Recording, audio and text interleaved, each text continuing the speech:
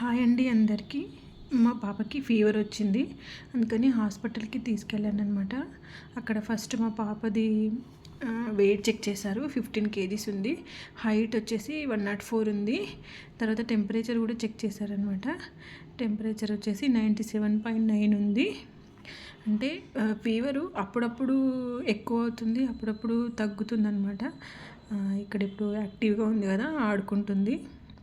తర్వాత డాక్టరు అన్నీ విన్న తర్వాత ఎక్స్రే చేయించమని చెప్పారనమాట. ఇదండి ఎక్స్రే రూము. తనకి నిమోనియా అని చెప్పారు డాక్టరు. దానికోసమని ఈ మెడిసిన్ అంతా ఇచ్చారు.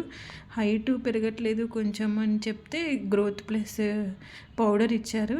ఇది ఎక్స్రే తీసిన తర్వాత వచ్చిన రిపోర్టు.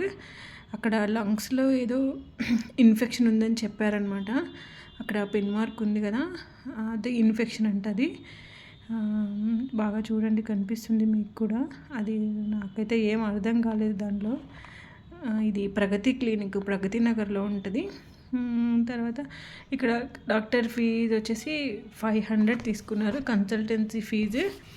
తర్వాత ఏంటి, మెడిసిన్ అంతా కలిపి 1155 అయింది. ఇక్కడ సిబిపి, సిఆర్పి, ఈఎస్ఆర్ టెస్టులు కూడా చేశారు, దానికి 850 అయింది. ఇది మెడిసిన్ ఎప్పుడెప్పుడు ఏమేమి వేయాలి అని అదొక ప్రిస్క్రిప్షన్. తర్వాత ఎక్స్రేకి ఓవరాల్గా 390 అయింది. ఇంకా ఇప్పుడు అక్కడ కూర్చుంది చూడండి. ఇప్పుడు అవన్నీ వేసుకోవాలని చెప్పి అలా డల్గా కూర్చుంది. Thank you.